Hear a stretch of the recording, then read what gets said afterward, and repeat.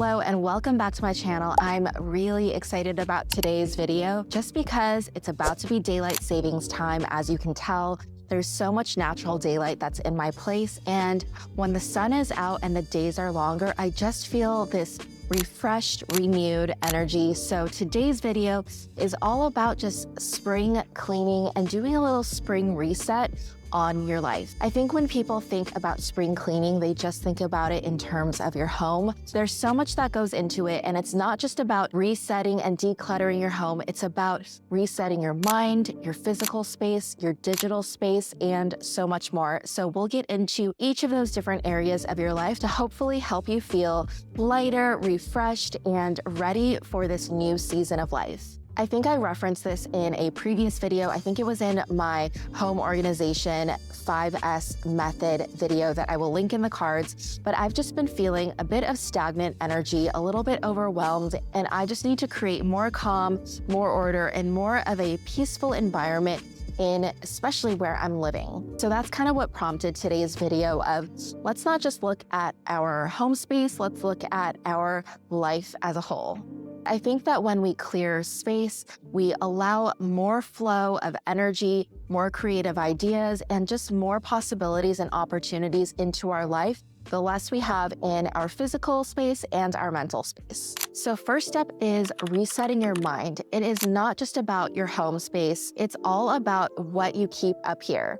So that's why I created the Notion tracker for lightening your mental load. It's free to download, and I'll put the link in the description box below. But it's just such a great way to be able to brain dump everything that you have in your head so you don't feel like you have to constantly remember things to do. And also, it's just really nice to have one centralized place where you house every single thought, task to do. So some of the random things that are floating around in my head are, for some reason, I don't have the auto pay on for my new cell phone plan, and I've just been manually paying it every month. But wouldn't it be so nice if I was able to just not think about it and have it be automated? So I definitely want to set that automation up. I also have a couple of bags full of stuff that I decluttered a couple of weeks ago, and I still need to take it to a donation center. So that is definitely on my mind. And if not a donation center today, I at least want to take the bags and put them in my car trunk so that anytime I pass by a place as I'm driving, I can go ahead and easily drop that off. And there's so many other random things that I need to keep track of when it comes to work, as well as just grocery shopping and living life. The one thing that I really like about this tracker is that it gives you a space to be able to track not only your energy, but how much energy it's likely going to take for each of these tasks. So that way you can match them up. If you are feeling really high energy on a certain day, you got enough sleep and you're feeling really well rested and you've got some time within your schedule, then you might want to lean on doing something that is a little bit higher energy. Or if you are feeling a little bit sluggish, you know which tasks require lower energy. So it's easier for you to be able to prioritize exactly what task you should work on and get off of your plate. Another way to be able to reset your life is looking at your physical space. So as I mentioned in a previous video, I did go over a 5S method when it comes to organization of your home for a more sustainable way.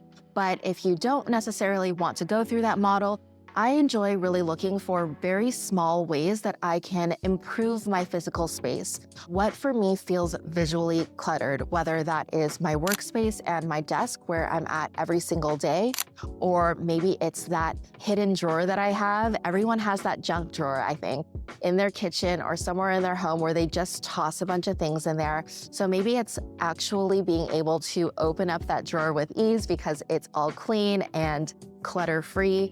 Or think of another area that is more of a visual eyesore for you, where you know that if you were to wake up and one day see that space completely clean, it would give you a little bit of visual calm. So start small when it comes to resetting your home. I also like to think about your physical space as not only some place that you want to keep nice and tidy, but it's also a place and a reflection of who you are becoming.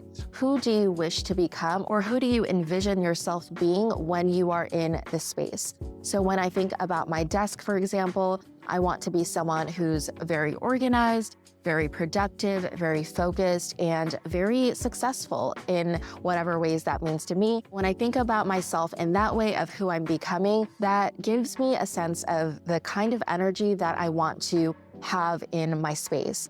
If I'm someone that wants to be focused and wants to embody someone that's focused, then I likely shouldn't have a lot of loose papers on my desk. I shouldn't have extra things that don't belong on my desk so that I can really focus on the task at hand.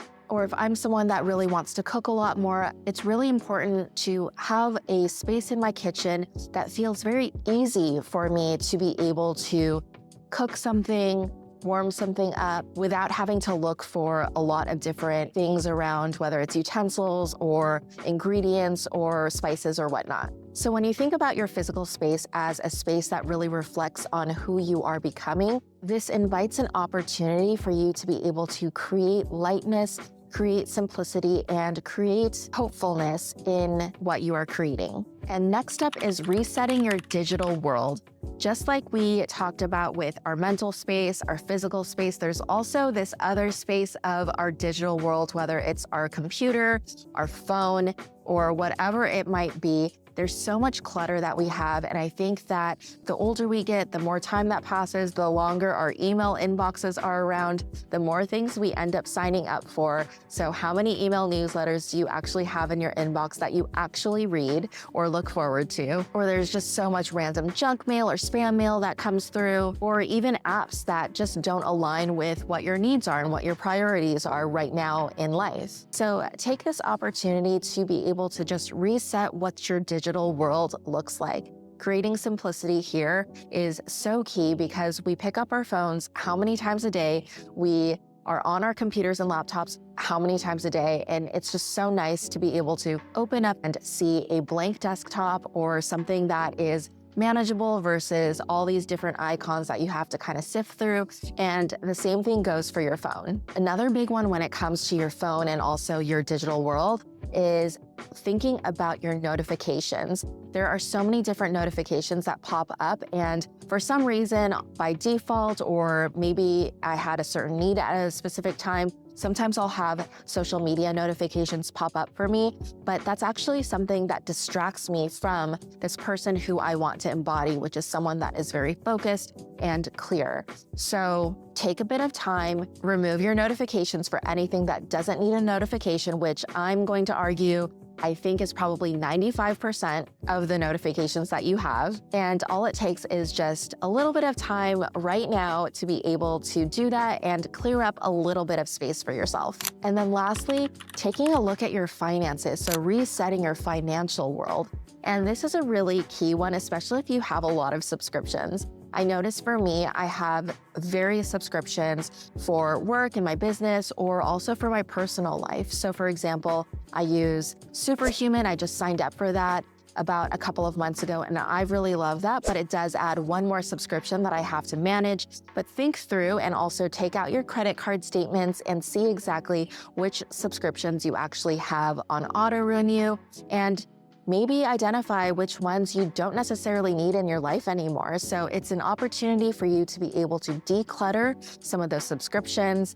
Maybe it's those streaming services or anything like that. And as I mentioned earlier around my mental space and the mental clutter that I have, one of the to-dos that has been stuck in my head is really automating some of the bills and things that are going on in my life.